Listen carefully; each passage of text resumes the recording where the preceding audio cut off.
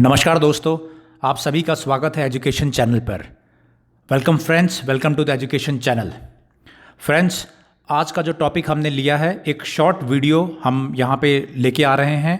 इस टॉपिक में हम कवर करेंगे मिनिमम सपोर्ट प्राइस एमएसपी के बारे में बात करेंगे, उससे संबंधित एग्रीकल्चर जो बिल है उसके बारे में, और फार्मर प्रोटेस्ट के बारे में हम बात करेंगे। मैंने ऑलरेडी एक वीडियो एग्रीकल्चर बिल्स और प्रोटेस्ट के बारे में ऑलरेडी मैं डाल चुका हूं इस चैनल पे। आप डिटेल उससे जानकारी प्राप्त कर सकते हैं। लेकिन चूँकि ये, जैसे मैंने पहले उस वीडियो में ही बताया था, बिकॉज ये इशू लगातार उठता रहेगा, मैंने आपको पहले भी बताया था। सो इसीलिए हम इस पे एक और सीरीज़, इसी सीरीज़ में सेकंड वीडियो लेके आए हैं। इसमें हमारा फोकस रहेगा, आपको मैं समझाऊं कि मिनिमम सपोर्ट प्राइस क्या है, और फिर उसके बाद एग्रीकल्चरल बिल का जिस्ट देते हुए फार्मर प्रोटेस्ट और उनकी डिमांड पे हम बात करेंगे। So let's start this video. पहले बात करते हैं क्या है एमएसपी। पहले आप इस कॉन्सेप्ट को समझ लीजिए कि ये मिनिमम सपोर्ट प्राइस होता क्या है। देखिए, मिनिमम सपोर्ट प्राइस वो प्राइस है जो गवर्नमेंट ऑफ इंडिया तय करती है एग्रीकल्चरल प्रोडक्ट प्राइस के बारे में।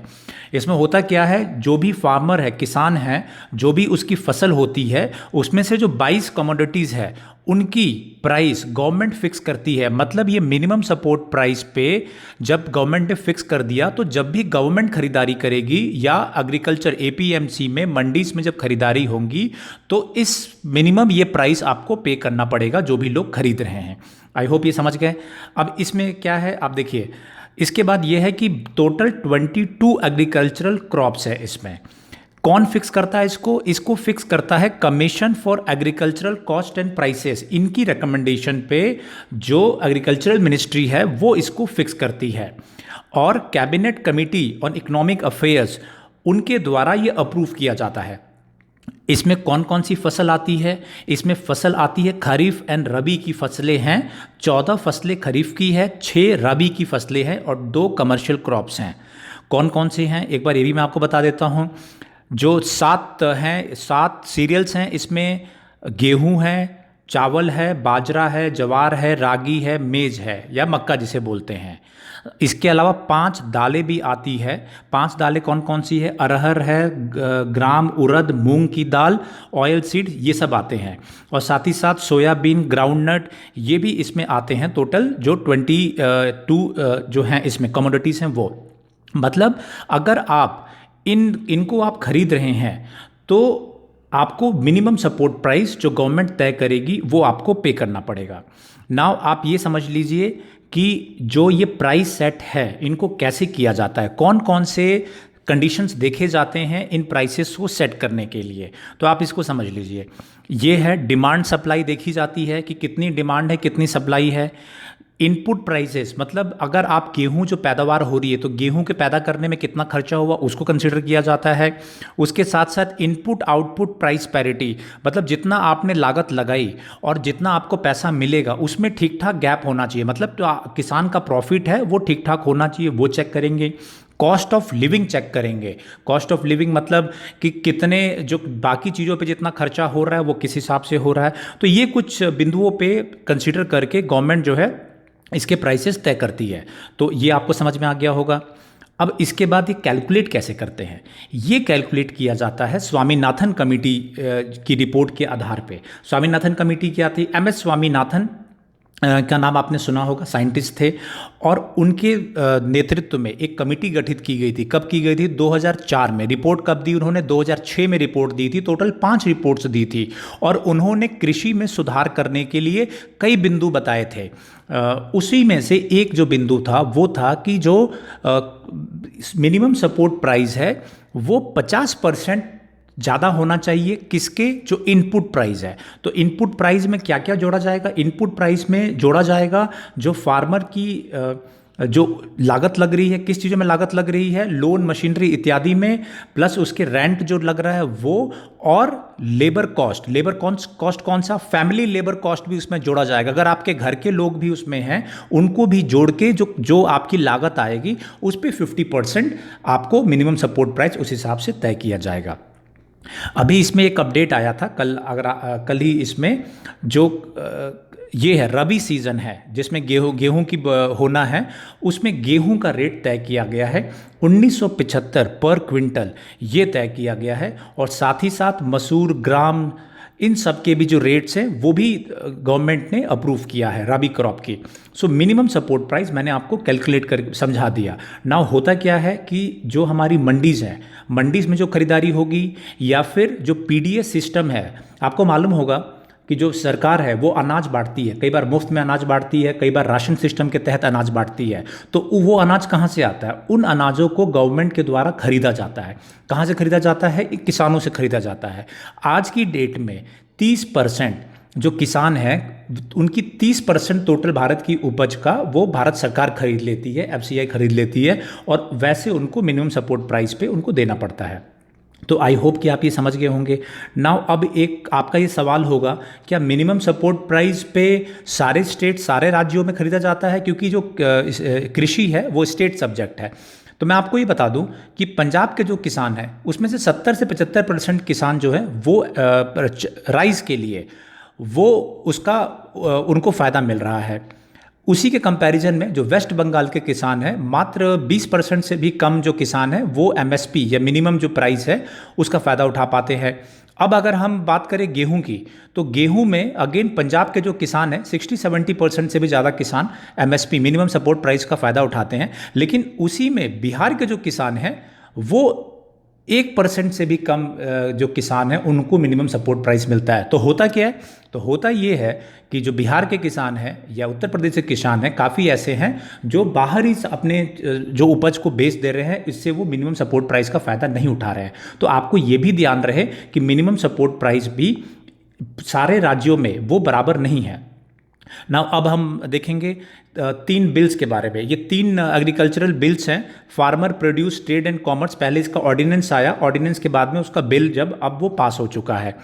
और उसके बाद farmer produce trade and commerce bill में क्या है, उसमें ये था कि जो भी फार्मर था वो एपीएमसी मार्केट या मंडी के बाहर अपने सामान को बेच सकते हैं। उसी तरीके से फार्म सर्विसेज एग्रीमेंट है, इसमें क्या है, इस एग्रीमेंट के तहत में, इस बिल के तहत में जो किसान है और जो खरीदार है उनके बीच में एग्रीमेंट होगा और वो अपने सामान को डायरेक्ट बेच पाएंगे।